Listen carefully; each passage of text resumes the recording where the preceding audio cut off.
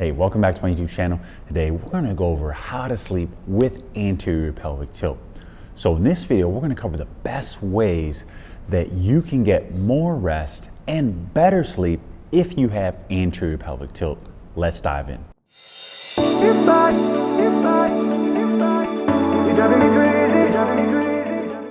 So again, what is anterior pelvic tilt? It basically means that, let's say if you're standing up, it's when your low back is so curved, it looks like you're trying to stick your butt out, but you're really not. Now, if you're sleeping, one of the issues that happens with anterior pelvic tilt is that when you lie down, this curve underneath your low back can become so high, it can be irritating. Now, how do we eliminate this curve?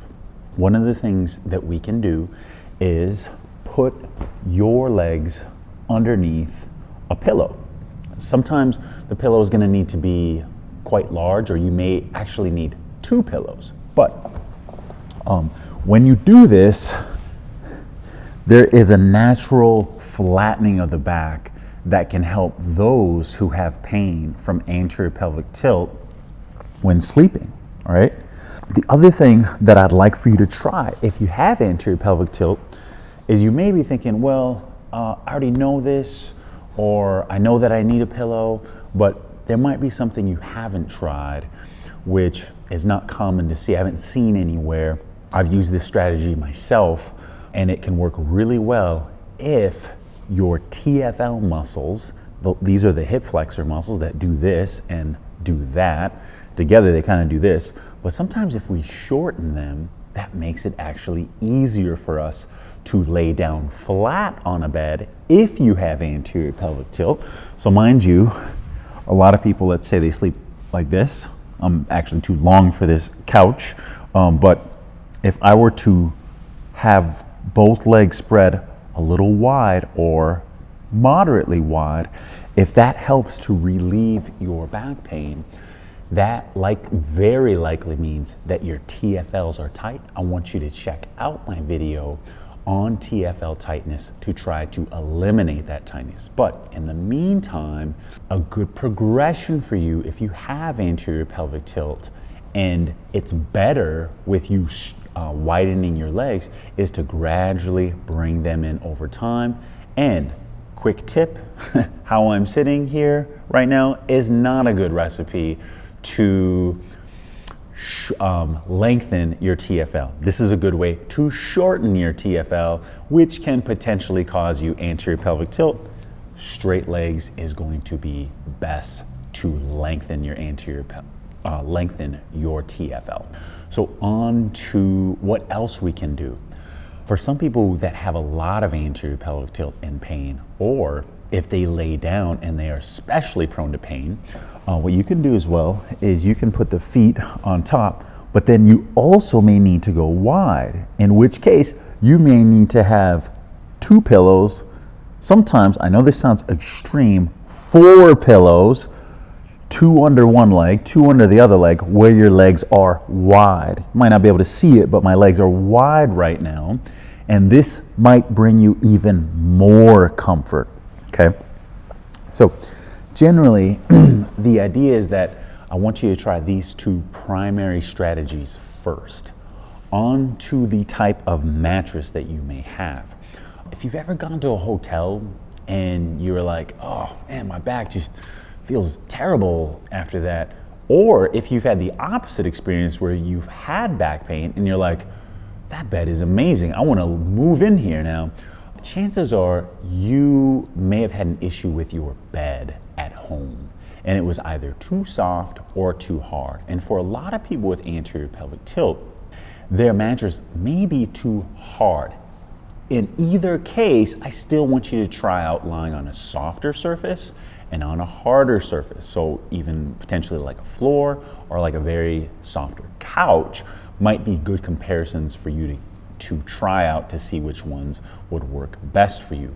All right, so in this case, sometimes if there is a super hard cushion, that leaves an open space underneath my back that isn't very comfortable, so I'm not getting any support under the low back.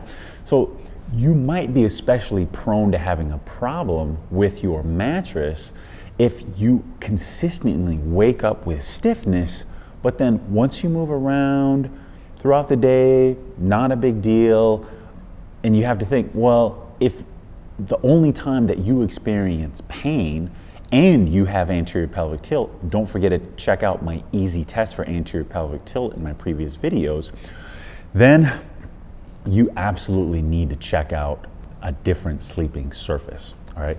One of the ways though that, for example, sometimes people with larger buttocks, I definitely have a larger butt, that can be a problem sometimes no matter what kind of surface you're sleeping on, because it'll create more space. And so sometimes, as much as it doesn't make sense, because we don't want to make a bigger curve, it can make more sense to use something like this, which is a prop. This one is a prop air sleeper. It's recommended by Dr. Stuart McGill, foremost back spinal researcher. And what I like about this particular product is that it is completely adjustable in terms of how much you want to air it up, and then you can just simply release it. So if, for example, for some people, this might be the perfect amount underneath their low back, for example, when they sleep, where they're getting that support that they need. So they're down here, it feels good, they're supported now, and some people might need more air underneath here. A lot of people who have flat backs might also need more of this, but again, the flat back is kind of the opposite of anterior pelvic tilt. Nonetheless, regardless whether you have an anterior pelvic tilt or flatter back, this I find very valuable, not just for sleeping, but for putting behind your low back when you sit, so that you can have an effective backrest where you're actually relaxed back here. Again, if you're doing this, this is not really working. You're not using, it might have something behind my back, but it's not a backrest, and this can help you get out of anterior pelvic tilt. That's a little off topic, and I understand, but this thing is a winner, and I love it. I use this and carry this with me often for sitting. I don't need it when I sleep unless it's like a very hard surface. So the other purpose that this has, if you have lateral pelvic tilt and anterior pelvic tilt, which does happen, is some people when they side sleep will be, if you notice this pelvis, it goes up, all right? And so oftentimes if you put just enough pressure here, it's going to level your pelvis out, all right? Now what that likely means, if this side tends to come up, is that your other side is likely to be neutral, unless you have very wide hips and a narrow torso, in which case any way you sleep, for example, if I had really wide hips, this is likely to come on up, and that can create some instability. So you may need to use something like the prop air sleeper underneath both sides when you are side sleeping. Okay, the last thing that I want you to check out is you can experiment with putting one leg on top of a pillow when you're sleeping and the other leg flat on the mattress. Sometimes people sleeping, and it does tend to be more with the left leg up, right leg down, this will give them as much comfort and pain relief as having both legs here. And if this gives you the same relief, it likely means that your left hip flexor is causing so much anterior pelvic tilt and giving you pain that that's the only side that you need to focus on and correct. So there's a lot of strategies here. A lot of them are about testing them out to see which one works for you. Let me know which one works for you, and let me know if you have any questions. So if you got something out of this video, please like, subscribe to my channel. Thanks for watching. You're driving me crazy, driving me crazy.